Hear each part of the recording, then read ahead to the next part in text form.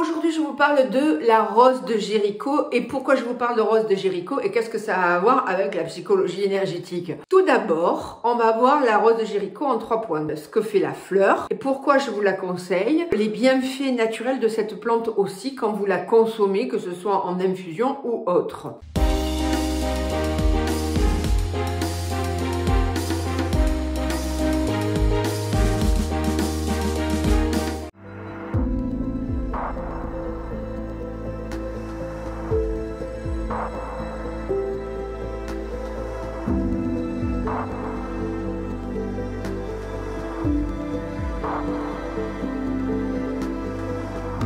Pourquoi je vous parle de cette fleur de Jéricho? Comme vous pouvez le voir sur cette vidéo, elle s'ouvre et elle se ferme.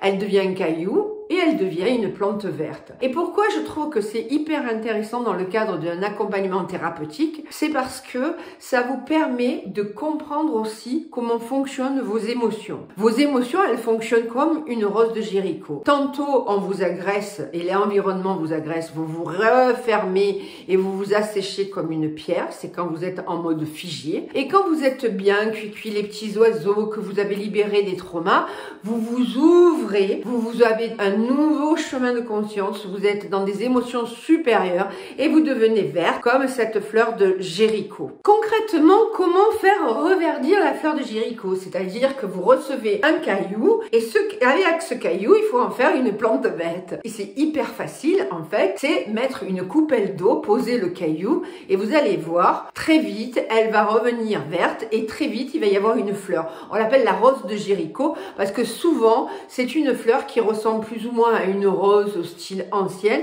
et qui est de couleur rose. Alors, je ne connais pas toutes les roses de Jéricho, il est peut-être possible qu'il y ait d'autres formes, d'autres couleurs. Et dans la description, je vous propose des liens pour justement obtenir une fleur de Jéricho. Parce que vous verrez à quel point c'est bénéfique sur votre état mental de voir vivre cette fleur dans votre environnement. Et numéro 3, quels sont ces bienfaits de cette plante? Alors, cette plante, vous pouvez la boire en infusion. Elle a plusieurs actions.